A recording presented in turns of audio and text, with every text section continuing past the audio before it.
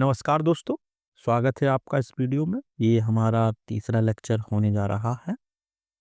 आज हम भाग 2 यानी कि पार्ट 2 को देखेंगे। तो कॉन्स्टिट्यूशन का जो पार्ट 2 है, इसमें हम नागरिकता के बारे में चर्चा करेंगे कि आखिर किस तरीके से भारत में नागरिकता का प्रावधान है।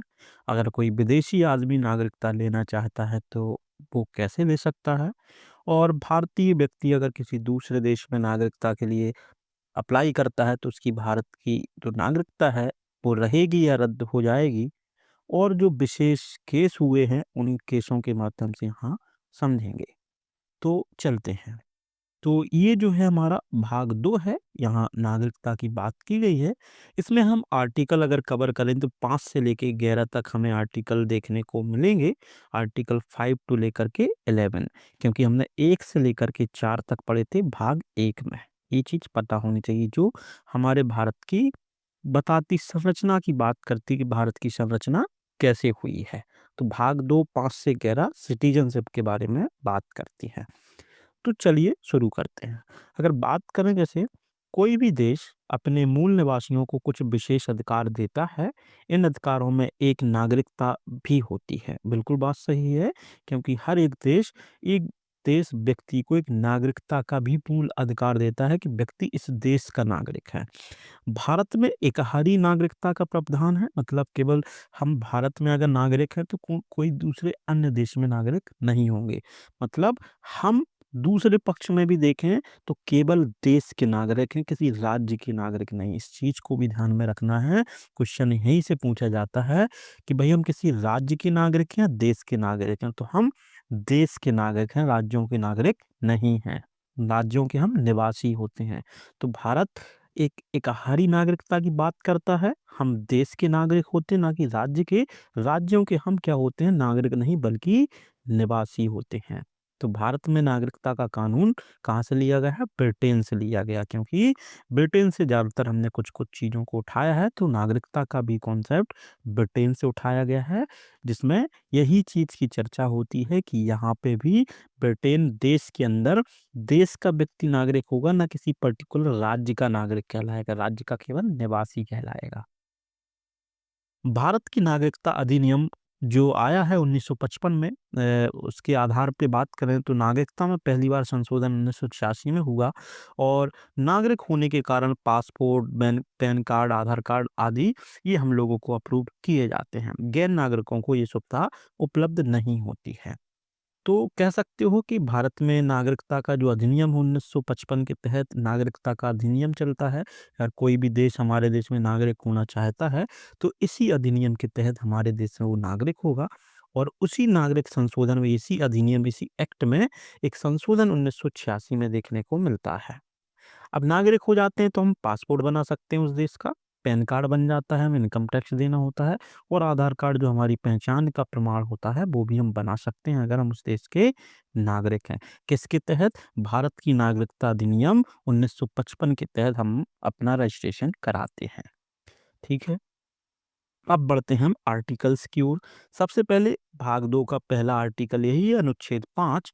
जब संविधान बना तो उन सभी लोगों को नागरिकता दी गई जो उस समय भारत के अंदर थे। तो भाई अनुच्छेद 5 क्या बोल रहा है? जब संविधान हमारा बन के तैयार हुआ तो सभी लोगों को नागरिकता का अप्रूवल मिला जो भारत की सीमा के अंदर थे। ठीक है। उसके बाद भारतीय संविधान का अनुच्छेद 5 यही निर्धारित करता है कि 26 जनवरी 1950 को भारत के नागरिक कौन-कौन होंगे। तो भाई 26 जनवरी 1950 को हमारा क्या संविधान लागू हो गया था, और इस दिन तक भारत के नागरिक कौन-कौन होंगे इसका निर्धारण अनुच्छेद 5 करता है। क्या? कोई व्यक्ति जो भारत के राज्य क्षेत्र में जन्मा हो, मतलब भारत के किसी भी राज्य में जन्मा हो, वो भारत का नागरिक होगा। दूसरा, जिसके माता-पिता में से कोई एक भारत में जन्मा हो। भई आपके माता-पिता में से कोई व्यक्ति एक भारत में जन्मा है, एक बाहर का है, तब भी आप भारत के नागरिक कहलाओगे।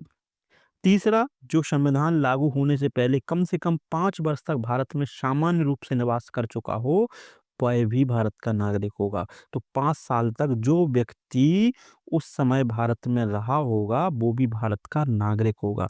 तो ध्यान रखना है, अनुच्छेद 5 किस चीज़ की चर्चा करता है? उन सभी लोगों को नागरिकता देते हैं जो 26 जनवरी 1950 से पहले भारत में निवास कर रहे थे, किसी राज्य में निवास कर रहे थे, उनके माता-पिता में से कोई एक व्यक्ति भारत का हो या जो लगातार 5 सालों से भारत में रह रहे हों। वो सभी भारत के नागरिक कहलाएँगे। अगर थोड़ा-सा और स्पष्टीकरण करें, तो इस अनुच्छेद का उद्देश्य यानी कि एम यही है स्पष्ट करना कि संविधान लागू होने के समय कौन-कौन भारतीय नागरिक माने जाएँगे। भई संविधान लागू 1950 में हुआ तो तब तक कौन-कौन भारत के नागरिक होंगे, इस आर्टिकल का यही मेन उद्देश्य है। और इसमें उन व्यक्तियों को भी नागरिक माना जाएगा जो भारत में जन्मे थे लेकिन जिनके माता-पिता में से कोई एक यहाँ जन्मा था। भाई जो दूसरा आर्टिकल दूसरा पॉइंट यही तो बोलता है, एक जो राज्य के किसी क्षेत्र में पैदा हुआ वो भारत का नागरिक हो, माता-पिता में से कोई एक भारत का रहने वाला है वो भारत का नागरिक होगा।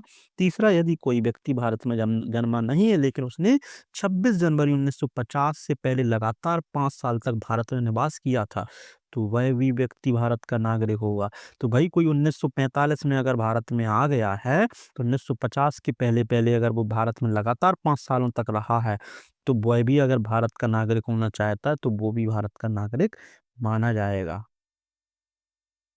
अब इसमें एक केस है, जो बहुत इम्पोर्टेंट है, इसमें थोड़ी पारदर्शिता होगी। केस नंबर 1 इससे उसका मानते हैं, आर्टिकल 5 से जुड़ा हुआ है। तो मोहम्मद रेज़ा बनाम राज्य के नाम पे है। कौन-सा राज्य है? बॉम्बे राज्य है। तो 1966 के आसपास का केस है। ऑल इंडिया जो आपका रजिस्ट्रेशन सिस्टम चलता है, ये एआईआर मतलब इनकी खुद के जनरल होते हैं, उससे पता चलता है कि कहाँ ये केस मिलेगा। मुद्दा क्या है? यह मामला भारतीय संविधान के अनुच्छेद 5 से जुड़ा है, जो 26 जनवरी 1950 को भारतीय नागरिकता के लिए पात्रता को निर्धारित करता है। अनुच्छेद 5 क्या बोलता है कि 26 जनवरी के पहले जो-जो भारत में रहे हैं, वो सभी भारत के नागरिक कहलाएँगे, है ना? जो लगातार 5 साल तक रहे हों, माता-पिता में से कोई एक भारत का हो या तीसरा पॉइंट होता है, कोई व्यक्ति उस किसी भी राज्य में निवास कर रहा हो। तो क्या था इसमें मामले में? तो यहाँ पे जो मोहम्मद रेज़ा थे एक ईरानी नागरिक था, कहाँ का? ईरान का रहने वाला, लेकिन लंबे समय से भारत में रह रहा था। तो भई लंबे समय से रह रहा था, मतलब 5 साल से अधिक रह रहा था, तो वो भी भारत का नागरिक हो सकता है। लेकिन देखो, उसने तर्क दिया कि वो अनुच्छेद 5 के तहत भारत का नागरिक है, क्योंकि वह 26 जनवरी 1950 से पहले भारत में रह रहा था और राज्य ने अपनी उसकी नागरिकता को चुनौती थी। राज्य नहीं मान रहा था कि नहीं तुम भारत के नागरिक नहीं होगे। अब वो भई एक पॉइंट को क्लियर कर रहा है कि 1950 से पहले लगातार रह रहा है और 5 साल से अधिक समय से रह रहा है, तो वो क्या भारत का नागरिक माना जाएगा? अब समझो इसमें क्या राज्य ने उसको चुनौती दी, नहीं तुम भारत के नागरिक नहीं माने जाओगे। क्यों? देखते हैं। सुप्रीम कोर्ट ने कहा अनुच्छेद 5 के तहत नागरिकता केवल उन व्यक्तियों को दी जाती है जो भारत में जन्मे थे, इनके माता-पिता भारत के थे या भारत में सामान्य रूप से निवास कर रहे थे। ये चर्चा तो हमने देखी है आर्टिकल 5 में। लेकिन रेजा क्या बोलते हैं, भारत में केवल अस्थायी रूप से रह रहा था। कैसा? अस्थायी रूप से रह रहा था, स्थायी नहीं था, परमानेंट नहीं था और उसके पास विदेशी पासपोर्ट भी था। अब 2 पॉइंट थे उसके पास। क्या? उसके पास विदेशी पासपोर्ट है, ईरान का पासपोर्ट भी है साथ में, वो टेम्परेरी तौर से रह रहा है, इसलिए वह भारतीय नागरिक नहीं माना जा सकता, चाहे वो 5 साल से रह रहा हो या 10 साल से रह रहा हो। अब 10 साल से आप किसी दूसरे देश से भारत में आ रहे हो और अपने दूसरे देश का पासपोर्ट लेके कैरी कर रहे हो और टेम्परेरी रह रहे हो, परमानेंट ना आपका घर, प्रॉपर्टी कुछ नहीं है। तो ऐसी स्थिति में हम आपको आर्टिकल 5 के तहत 1950 से पहले भारत का नागरिक नहीं मानेंगे। तो यहाँ उस पे क्या हुआ, उसका नागरिकता नहीं दी गई। तो उस मामले में यही स्पष्ट हुआ, सिर्फ भारत में निवास करना भारतीय नागरिकता के लिए पर्याप्त नहीं है, बल्कि अन्य कानूनी शर्तों को पूरा करना चाहिए। तो आर्टिकल 5 आई होप क्लियर हो गया होगा। आगे बढ़ते हैं। अनुच्छेद 6 को देखते हैं। आर्टिकल 6 क्या बोलता है? तो पाकिस्तान से भारत आए लोगों का जो नागरिकता है, लेकिन किंतु ये संविधान बनाने के बाद आएँगे तो नागरिकता नहीं मिलेगी। ये परमिट रूल की बात की गई है जो 19 जुलाई 1948 को लागू हुई थी। इसको समझें। क्या कहानी है कि पाकिस्तान से भारत में आए लोगों को नागरिकता, अनुच्छेद 6 क्या बोलता है? पाकिस्तान से भारत में आए हुए लोगों को नागरिकता। किंतु यदि वह संविधान बनने के बाद आएंगे तो नागरिकता नहीं मिलेगी।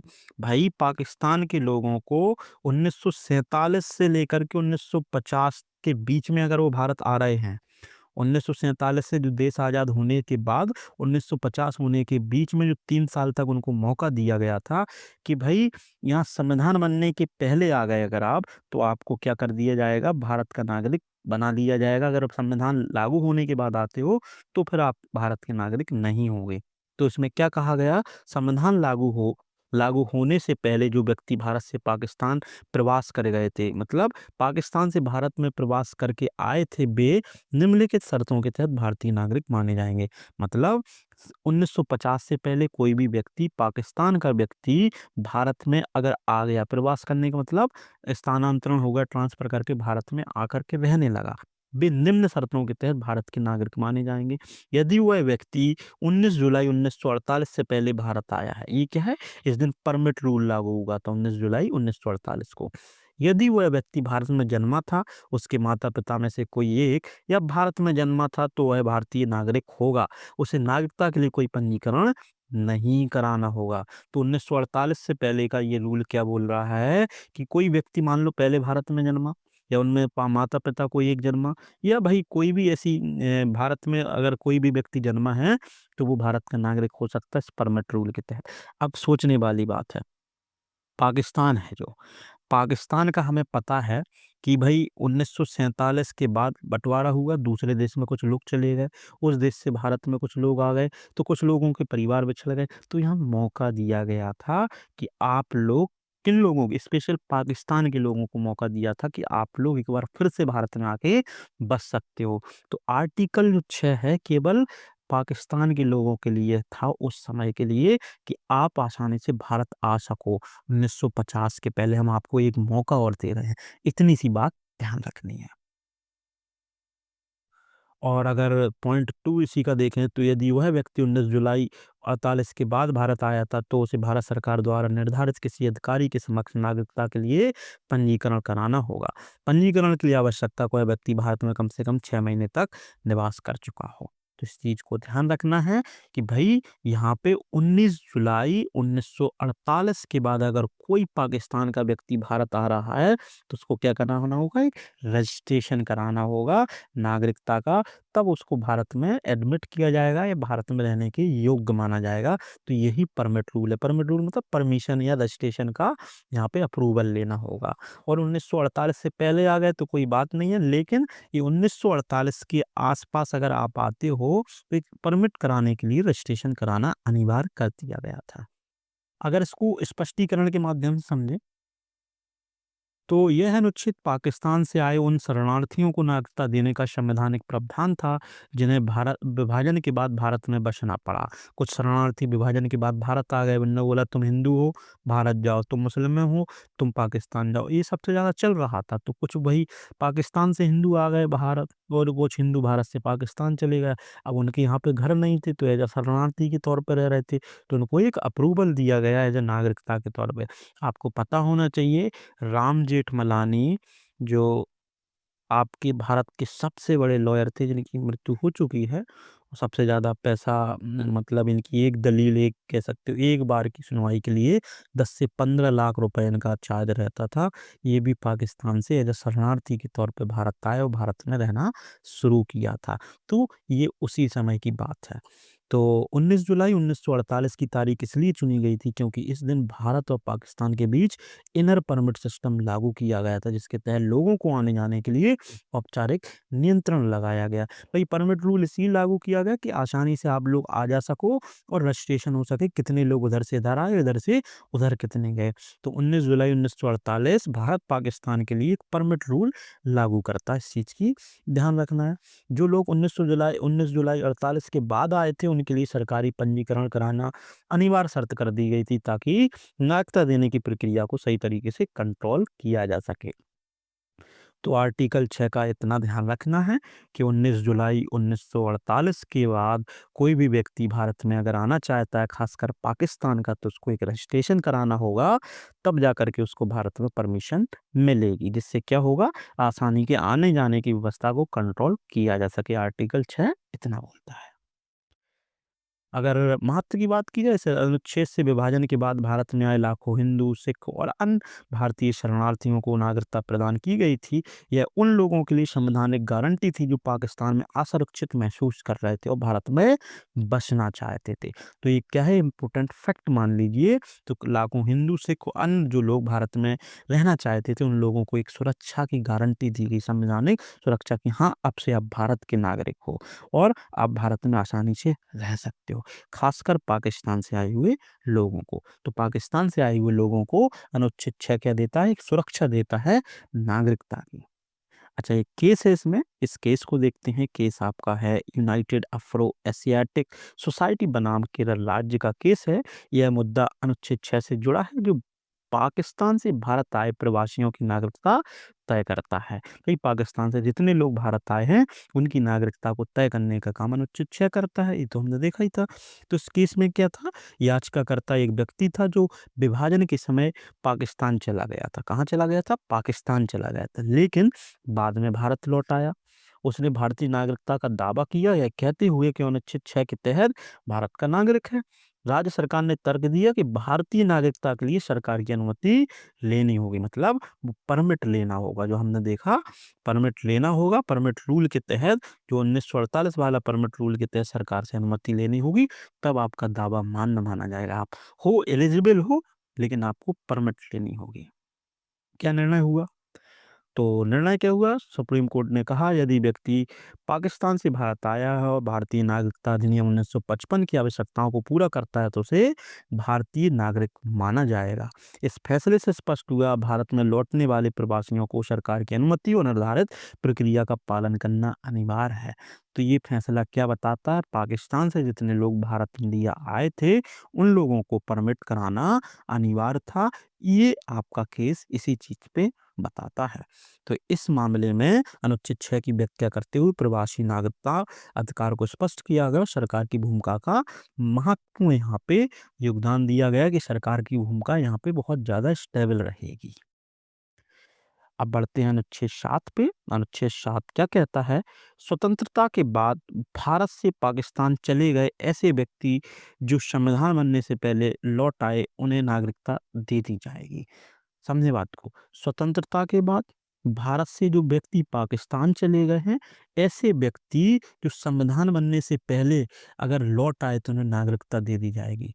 सीधी सी बात है कि अगर कोई व्यक्ति भारत जो स्वतंत्रता 47 में हुई थी, उसके बाद वो पाकिस्तान चला गया था और भारत में वापस आना चाहता है, तो आर्टिकल 7 के तहत उसको क्या दी जाएगी? यहाँ पे नागरिकता दी जाएगी।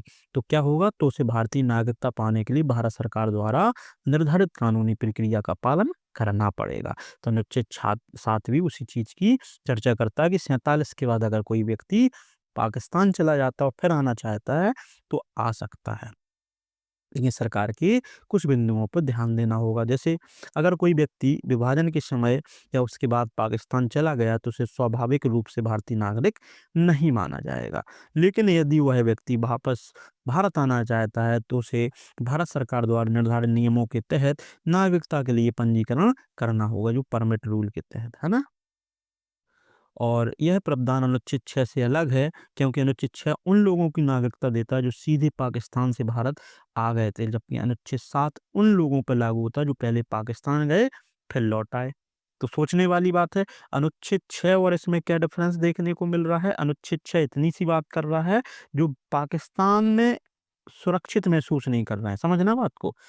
उसी क्षेत्र में मान लो कोई व्यक्ति लाहौर में रह रहा है जन्म से, और वो हिंदू है, उसको जब पाकिस्तान अलग हुआ है, तो उसको डर लग रहा है कि भाई पाकिस्तान में असुरक्षित है।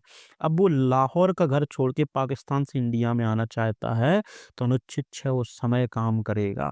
अनुच्छेद 7 कब काम करेगा? कोई व्यक्ति मान लो दिल्ली में रहता है और फिर लाहौर जाना चाहता है, लाहौर हो आया वो, और लाहौर में उसने देखा भाई मामला सुरक्षित नहीं है, फिर दिल्ली आना चाहता है वो, तो अनुच्छेद 7 काम करेगा। इतनी सी चीज़ को ध्यान रखना है। यहाँ पे भी एक सरकार से परमिशन लेनी होगी, जिसको परमिट कह सकते हो, बशर्ते 6 से थोड़ी डिफर है। इसका एक केस देखें अगर, तो केस है आपका सैयद मोहम्मद कासिम बनाम राज्य के बनाम जो केस है, यह मामला अनुच्छेद 7 से जुड़ा है, जो उन लोगों की नागरिकता से चर्चा करता है जो पाकिस्तान चले गए थे फिर भारत लौट आए थे। क्या तथ्य है?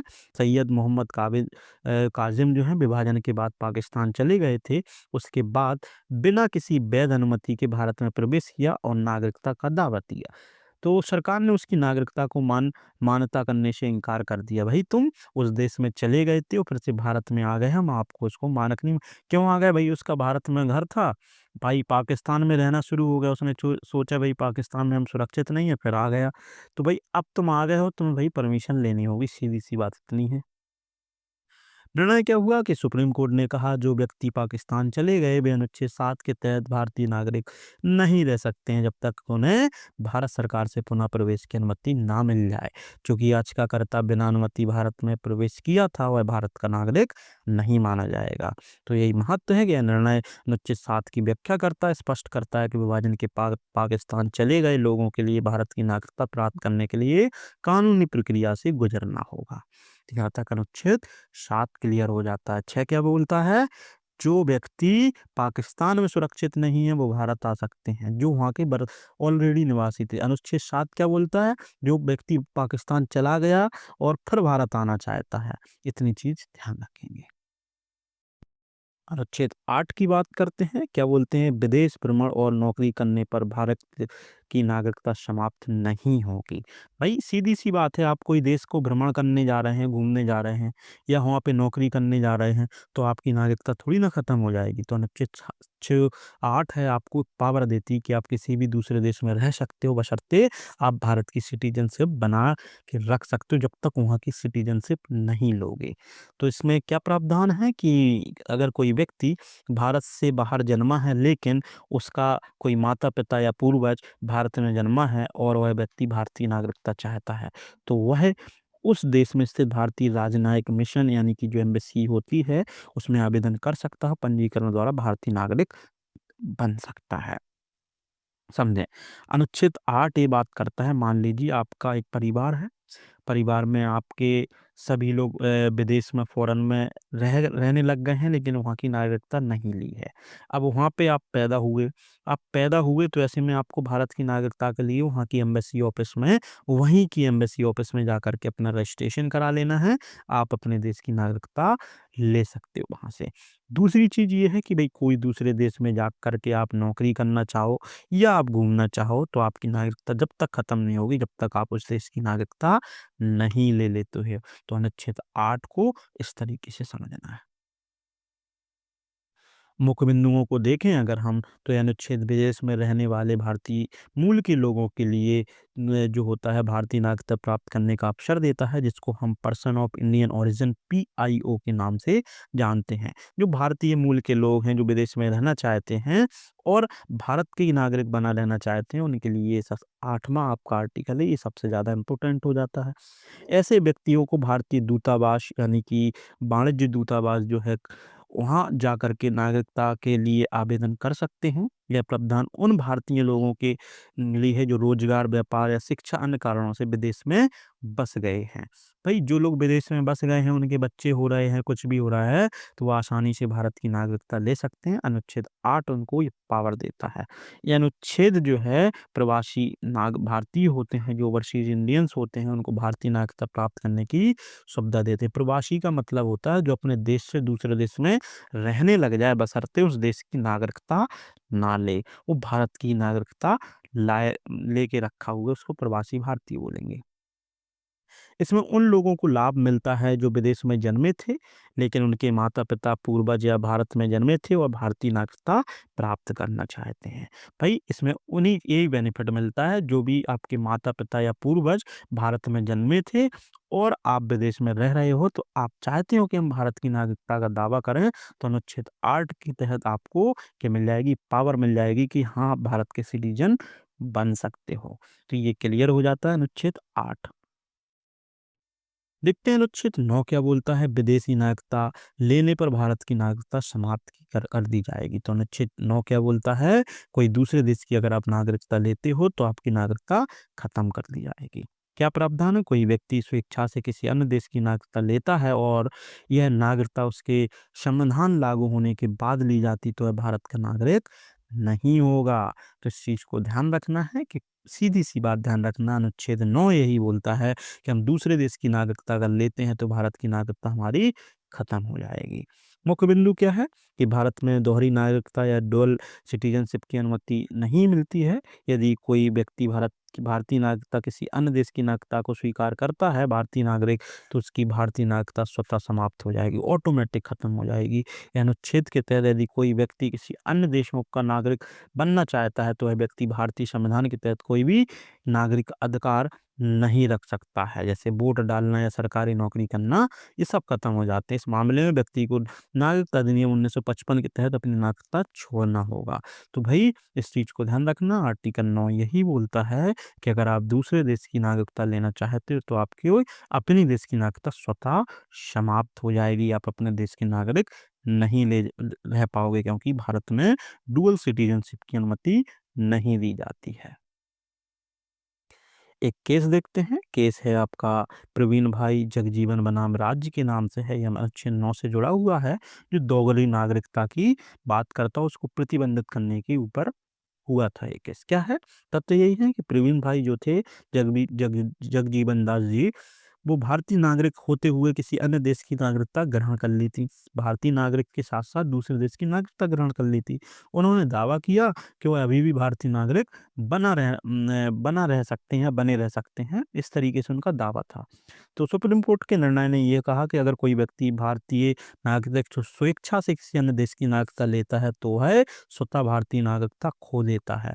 भारतीय संविधान की दोहरी नागरिकता की अनुमति नहीं है। तो अनुच्छेद 9 ये जगजीवन दास से जुड़ा हुआ है कि दूसरे देश की नागरिकता लेने पर आपकी खुद की नागरिकता खत्म हो जाएगी। महत्व यही है कि इस निर्णय ने स्पष्ट किया कि भारतीय नागरिक बने रखने के लिए किसी अन्य देश की नागरिकता नहीं लेनी होगी। चलते हैं अनुच्छेद 10 पे। अनुच्छेद 10 क्या बोलता है, तो भारतीय जो होते हैं, भारतीयों की नागरिकता बनी रहेगी जब तक कि कोई भी देश विरोधी कार्य नहीं करेंगे। तो अनुच्छेद 10 के तहत भारत के किसी भी व्यक्ति की नागरिकता को खत्म भी कर सकते हैं।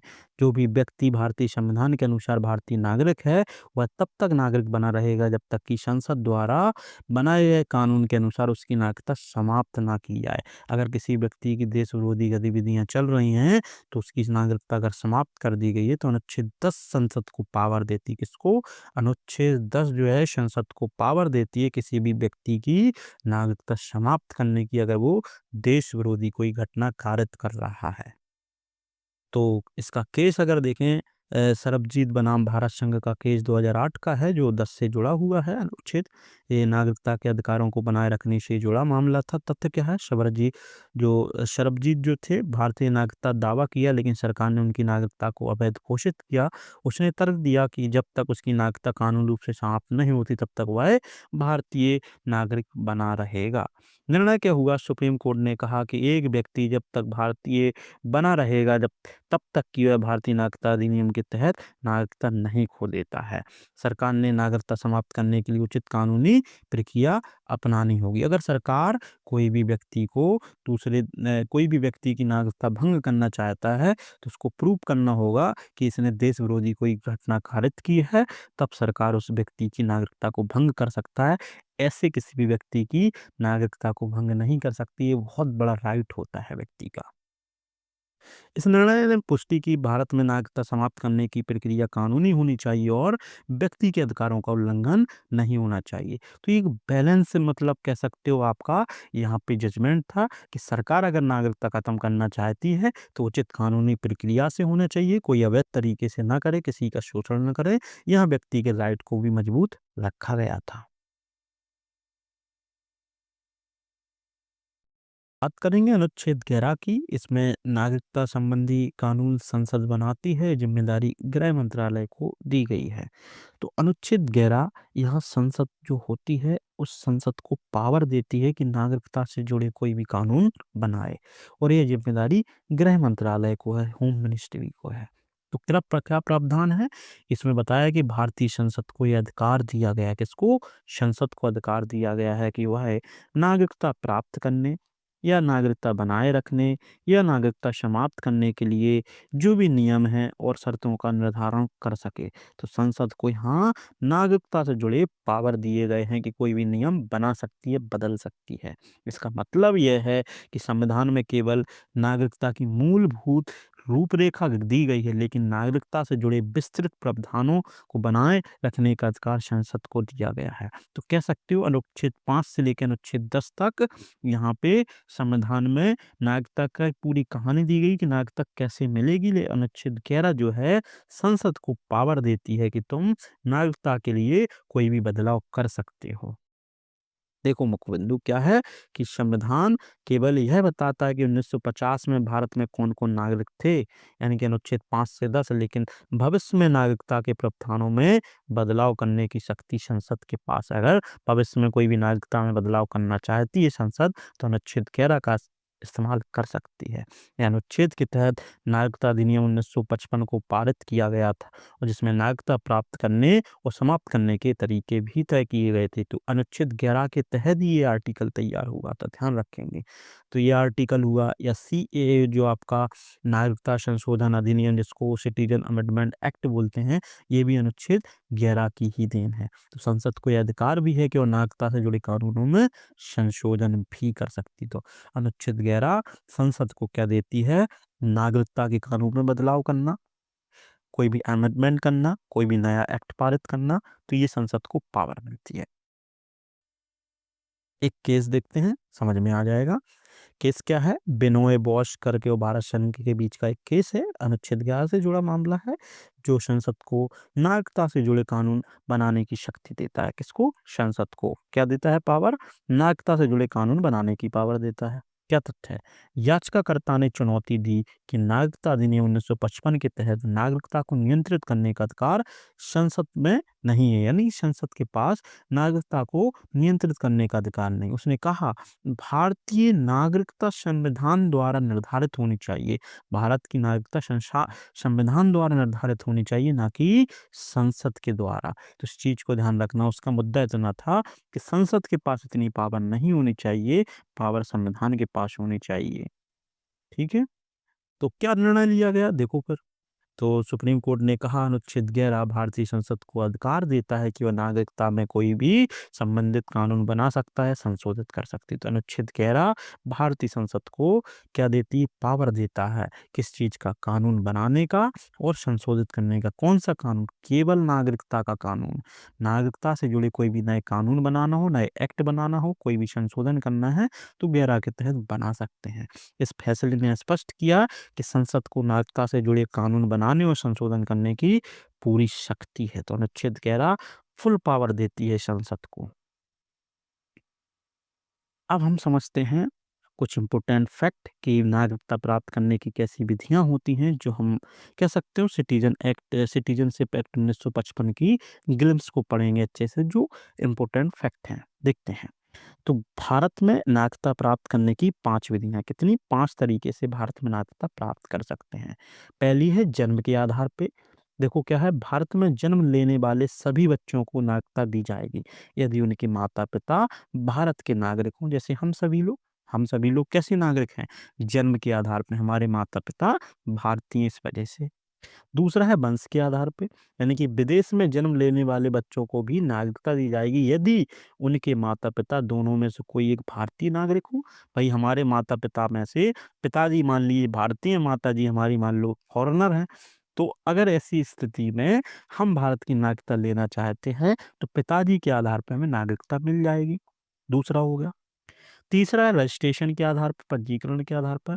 इस विधि द्वारा नागरिकता प्राप्त करने के लिए व्यक्ति को 7 साल लगातार भारत में रहना होगा, है ना? लगातार 7 साल भारत में रहना होगा। इस विधि द्वारा राष्ट्रमंडल देशों को नागरिकता दी जाती है। राष्ट्रमंडल देशों को नागरिकता दी जाती है। राष्ट्रमंडल देश कह सकते हो वो देश होते हैं जिन देशों की व्यवस्था ठीक है। व्यवस्था का मतलब कोई आपराधिक देश ना हो, जिन देशों को नागरिकता देने में हमें दिक्कत हो, तो उन राष्ट्रमंडल देश जो सुलभ देश हैं उनको हम नागरिकता दे सकते हैं। चौथा है देशीकरण। देशीकरण का मतलब कोई भी जमीन को तुमने अपने में कब्जा कर लिया, विदेशी जमीन, तो वो भी नागरिकता का एक प्रावधान है। जैसे वैसा व्यक्ति जो भारत के किसी एक भाषा को ही जानता है, भारत के प्रति सकारात्मक सोच रखता है, वैज्ञानिक या कला में निपुण हो और साथ ही लगातार भारत में 10 साल रह रहा हो। सॉरी, अर्जित भूमि होती है देशीकरण। तो इस चीज को ध्यान रखना है। देशीकरण का असली मतलब यही है, सीधी सी बात हम बता दें, कोई भी व्यक्ति, अगर वो व्यक्ति भारत से बहुत ज़्यादा इंटरेस्ट रखता है, भारत को प्यार करता है, मान लो हिंदी भाषा जानने लगा या तमिल भाषा जानने लगा और उसमें भाषा में बोल भी पा रहा है ना? भारत के प्रति एक अच्छी सोच रख रहा है सकारात्मक तौर से, और किसी एक क्षेत्र में बड़ा निपुण है, या तो वैज्ञानिक क्षेत्र में निपुण है या किसी भी कला में निपुण है, मान लो सिंगर है, गायक है, एक्टर है, ऐसी स्थिति में लगातार अगर वो 10 साल तक भारत में रह रहा है, हिंदी सीख गया है, कोई भी भाषा सीख गया है, कोई कला में निपुण है और वो लगातार 10 साल तक रह रहा है, तो देशीकरण के माध्यम से वो भारत का नागरिक बन जाएगा। इसमें बहुत से एक्टर होते हैं जो लगातार 10 साल तक भारत में रह रहे हैं और वो किसी न किसी एक्टर, सिंगर हैं, वो भारत की इसी वाले पॉइंट के माध्यम से नागरिकता ले लेते हैं। पाँचवाँ है अर्जित भूमि, यानी कि किसी भी लैंड को एक्वायर कर लेना। किसी विदेशी राज्य को भारत में मिला लेने पर वहाँ के लोगों को नागरिकता दे दी जाएगी। जैसे सिक्किम भारत में विलय होने के बाद वहाँ के निवासी भारत के निवासी हो गए। नागरिकता जैसे बांग्लादेश के परगना जिले को नागरिकता, है ना? कहने की बात ये है, कोई भी दूसरे देश को, अगर दूसरे देश को हमने भारत में मिला लिया अपने देश में, अगर उसको अपने देश में जितना मिलाया उस देश के जितने भी लोग हैं वो भारत के लोग हो जाएँगे। तो 5 तरीके से हम नागरिकता ले सकते हैं। जन्म के आधार पे, जब हम पैदा होते हैं, जो भारत में रहने वाले, वंश के आधार पे, विदेश में पैदा हुए, माता-पिता कोई एक भारत का है, रजिस्ट्रेशन करा लिए, लगातार 7 साल तक हम भारत में रह रहे हैं। देशीकरण यानी कि हम भारत को अच्छे से जानते हैं, भारत के प्रति सकारात्मक सोच, कोई भाषा जानते हो, लगातार 10 सालों तक काम कर रहे हैं भारत में, तब भी।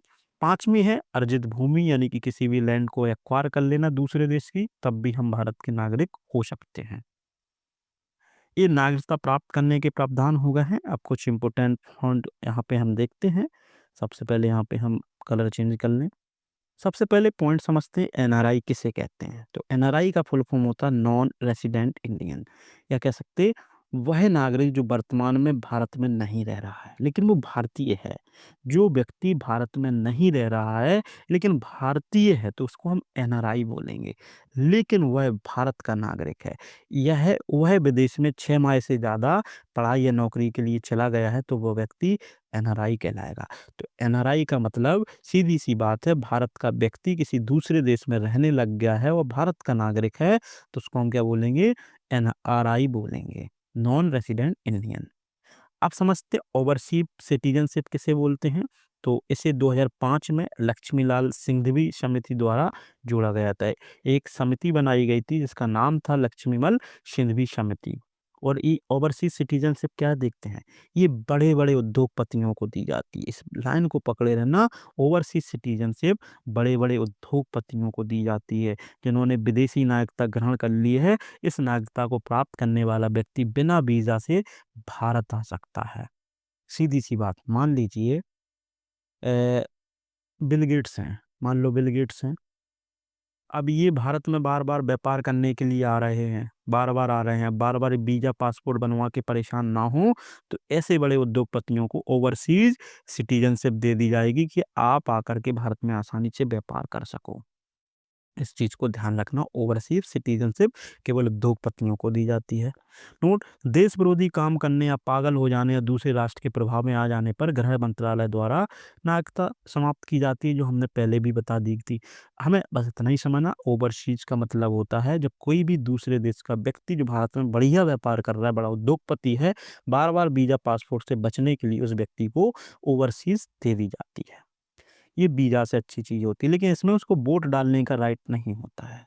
वीजा देखते हैं। किसी दूसरे देश में जाने के लिए अनुमति की आवश्यकता होती, इस अनुमति को ही वीजा कहते हैं। बिना वीजा के दूसरे देश में प्रवेश नहीं कर सकते। तो वीजा का मतलब है किसी दूसरे देश में जाने की अनुमति। अनुमति मतलब हम मान लो अगर हम चाइना जाना चाहते हैं तो चाइना का वीजा लेंगे, तो चाइना से अनुमति जो ले रहे हैं कि हम तुम्हारे देश में आना चाहते हैं, इसका मतलब हम वीजा ले रहे हैं चाइना से। पासपोर्ट हमें पता ही है, अपने देश को छोड़कर दूसरे देश में जाने के लिए खुद को अपने देश से अनुमति लेनी होती है, उसको हम पासपोर्ट कहते हैं। मतलब हमारे देश से छोड़ने के लिए भाई पासपोर्ट के माध्यम से छोड़ेंगे कि भाई हम कोई भी क्राइम करके नहीं जा रहे हैं, कोई भी हमारा खराब रिकॉर्ड नहीं है जिससे हम किसी दूसरे देश में हानि नहीं करेंगे, तो देश उसको अनुमत करता है कि आपको हमने पासपोर्ट अप्रूव कर दिया, आप किसी भी देश में जा सकते हो और उस देश में पासपोर्ट आपका एक वैलिड आईडी हो जाता है, लेकिन भारत की एक अनुमति पत्र होता है। इस चीज को ध्यान से समझेंगे। आप समझते हैं ये जो सबसे ज्यादा प्रचलित चल रहे हैं सीएए, सिटीजन अमेंडमेंट एक्ट 2019, जिसको नागरिक संशोधन अधिनियम कहते हैं, यह भारत की संसद द्वारा पारित एक अधिनियम है। तो भारत अधिनियम का मतलब एक एक्ट, एक कानून है, भारत की संसद ने इसको बनाया था, जिसके द्वारा सन 1955 का जो नागरिकता कानून को संशोधित करके यह व्यवस्था की गई थी कि 31 दिसंबर 2014 के पहले पाकिस्तान, अफगानिस्तान, बांग्लादेश के धार्मिक प्रताड़ना वाले अल्पसंख्यक हिंदू, बौद्ध, सिख, जैन, पारसी, ईसाई को भारत की नागरिकता प्रदान की जाएगी। इस विधेयक में भारतीय नागरिकता को प्राप्त करने के लिए आवश्यक है कि 11 वर्ष तक भारत में रहना होगा और छूट देते हुए इस अवधि को केवल 5 वर्ष तक रहने की शर्त में बदल दिया गया था। 20 दिसंबर 1919 को पाकिस्तान के 7 शरणार्थियों को भारत की नागरिकता देकर के इस अधिनियम को शुरू किया गया। तो मोटा मोटा इतना ध्यान रखना, सीएए क्या है कि 1955 का जो सिटीजनशिप का एक हमारा क्या था एक्ट था, उस एक्ट में किया गया है अमेंडमेंट या सुधार, संशोधन किया गया है। इस संशोधन के माध्यम से कोई भी विदेशी व्यक्ति, खासकर पाकिस्तान, अफगानिस्तान वाले या बांग्लादेश वाले जो वहाँ के अल्पसंख्यक हैं, वो भारत में आना चाहते हैं, तो भारत में 2014 है ना, 14 के पहले अगर वो भारत में रह रहे थे, किसी भी कारण से छिप के रह रहे थे या भारत में आना चाहते हैं, तो वो व्यक्ति यहाँ पे 11 साल उनको रहने की ज़रूरत नहीं है। केवल 5 साल अगर वो भारत में रह चुके हैं, तो उनको हम सिटीज़न बना लेंगे। ये केवल और केवल हिंदू, सिख, जैन, बौद्ध और पारसियों के लिए थे, मुसलमानों के लिए नहीं था सीएए। इस चीज़ को ध्यान रखना है। ये आर्टिकल 11 का यूज़ करके संसद ने बनाया था, जिसके तहत किनको यहाँ पे सुविधा दी गई थी, हिंदू, बौद्ध और जैन और जो पारसी ईसाई लोग हैं, इन लोगों को ये सुविधा दी गई थी कि आप पाकिस्तान या अफगानिस्तान या बांग्लादेश से अगर आप धार्मिक प्रताड़ना से परेशान हैं, आपको धर्म से वहाँ रहने नहीं दिया जा रहा है, आपकी धर्म की कोई भी ऐसी चीज़ें हो रही हैं, आपके साथ कोई विरोध हो रहा है, तो आप उस देश को छोड़ कर के आ सकते हो, बशर्ते यहाँ कम से कम 5 साल रहना होगा। लेकिन ये 31 दिसंबर 2014 के पहले के लोगों के लिए था, उसके बाद के लोगों के लिए नहीं था। एक एक सीएए इसी को बोलते हैं। आई होप ये क्लियर हो गया होगा। अब समझते हैं एनआरसी। एनआरसी क्या है? National register of citizens. ये रजिस्टर है, क्या है? राष्ट्रीय नागरिक रजिस्टर। भारत के राष्ट्रीय नागरिक पंजी भारत सरकार द्वारा निर्मित एक पंजी है, एक रजिस्टर है, जिनमें उन भारतीय नागरिकों के नाम है जो असम में वास्तविक नागरिक हैं। यह पंजी विशेष रूप से असम के लिए बनाई गई थी। भाई पंजी मतलब एक रजिस्टर है सरकारी, है ना? क्या है? रजिस्टर है सरकारी, जिसको हम बोलते हैं एनआरसी। क्या है? सरकारी रजिस्टर। असम में जितने भी लोग रह रहे हैं जो भारतीय हैं, उनका सबका नाम इस रजिस्टर में दर्ज कर दिया कि तुम भारतीय हो। ठीक है? एनआरसी इसको बोलते हैं, नेशनल रजिस्टर ऑफ सिटीजनशिप। ऐसा क्यों? इसकी वजह है। वजह क्या है? जब पाकिस्तान और बांग्लादेश में लड़ाई चल रही थी 1970 के समय, तो बहुत से लोग वहां से भागकर भारत चले आए। ये सभी लोग धार्मिक प्रताड़ित ही नहीं बल्कि अपने ही देश के लोगों द्वारा परेशान थे। इस पर सुप्रीम कोर्ट ने 2013 में कहा था कि आप एनआरसी लाइए और जो व्यक्ति 24 मार्च 1971 से पहले भारत आए हैं, उन्हें एनआरसी के तहत नागरिकता दी जाएगी और 2015 में एनआरसी रजिस्टर बनना शुरू हो गया। सीधी-सी बात है कि अगर असम क्षेत्र जो है आपका क्या है, बांग्लादेश वाले क्षेत्र के पास है, तो सब लोग जैसे कोई भी दूसरे देश से अपने देश में आना चाहते हैं, तो जल्दी से जल्दी यहाँ आ जाते हैं। तो ऐसी स्थिति में यहाँ पे एक रजिस्टर के माध्यम से उन लोगों को वो दिया जाएगा कि आपका अगर नाम यहाँ पे अंकित है, तो हम आपको क्या दे देंगे, यहाँ पे सिटीज़नशिप दे देंगे एनआरसी के माध्यम से। किनसे? किनको दे देंगे? पाकिस्तान से आए हुए या बांग्लादेश से आए हुए लोगों को। तो खासकर ध्यान रखना, एनआरसी एक रजिस्टर है जिसमें नाम दर्ज होते हैं जो भारत के नागरिक हो गए हैं। अब अगर बात करें एनआरसी रजिस्टर होने के लिए 2 लिस्टों को मिलाकर कुल 30 डॉक्यूमेंट में से कोई एक का होना आवश्यक है। यदि आपके पास कोई भी डॉक्यूमेंट नहीं है, तो आप 4 माह का समय दिया जाएगा आपको। 1 माह के अंदर अपने आप को साबित करना पड़ेगा कि यदि 4 माह के अंदर अपने आप को साबित नहीं किया, तो आप डिस्ट्रिक्ट कोर्ट जाना होगा। यदि डिस्ट्रिक्ट कोर्ट को आपने साबित नहीं कर पाया, तो सुप्रीम कोर्ट, और सुप्रीम कोर्ट को साबित नहीं कर पाया, तो नागरिकता समाप्त की जाएगी और डिटेंशन सेंटर में भेज दिया जाएगा। सीधी-सी बात समझें कि भई एनआरसी जो है इसमें सॉरी एनआरसी जो है, एनआरसी में अगर आपका नाम पंजीकृत हो गया है, तो आपको हम क्या दे देंगे, यहाँ पे मान्यता दे देंगे कि आप नागरिक हो भारत के। क्योंकि असम में सबसे ज़्यादा विदेशी लोग आ चुके थे दूसरे देश के। तो अब यहाँ असम के लोगों की सभी के ऊपर यहाँ पे कानून लागू कर दिया कि असम के जितने लोग हो, सब लोग प्रूव करो कि आप भारत के नागरिक हो या नहीं हो।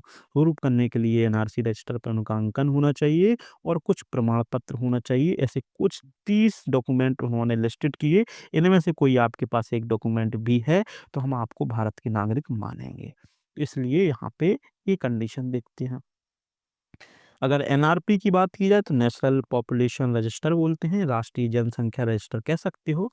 तो ये एनआरपी देश के निवासियों का एक रजिस्टर है। इसमें नागरिकता अधिनियम 1955 और नागरिकता नियम 2003 के प्रावधानों के आधार पर स्थानीय, ग्राम पंचायत, तहसील, राज्य और राष्ट्रीय स्तर पे तैयार किया गया है। आपका परिवार कितना है, आपके परिवार का पूरा डाटा रहता है इसमें, कौन व्यक्ति कहाँ रहते हैं।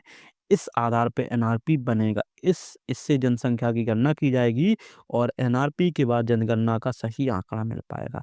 तो एनपीआर जो है, नेशनल पॉपुलेशन रजिस्टर के माध्यम से आपके परिवार, है ना, आपकी फैमिली में कितने लोग हैं, है ना, और कौन लोग क्या काम करते हैं, शिक्षा क्या है, ये सभी चीज़ों का डेटा एनआरपी में दर्ज होगा। तो ये अलग-अलग कुछ-कुछ पॉइंट थे। एनपीआर हो गया आपका, सीएए हो गया आपका, है ना? ये सब चीज़ें आपकी क्या हो गई, एक एनआरसी हो गया आपका। ये सब इम्पोर्टेंट चीज़ें थी, ये आपको पता होना चाहिए था। तो यहाँ हो जाता हमारा ये लेक्चर ख़त्म। आई होप आपको समझ आया होगा और इसकी पीडीएफ आपको टेलीग्राम चैनल लीगल सिट पे मिल जाएगी। और अगर आपको वीडियो अच्छी लगी हो, तो चैनल को सब्सक्राइब करना ना भूलें।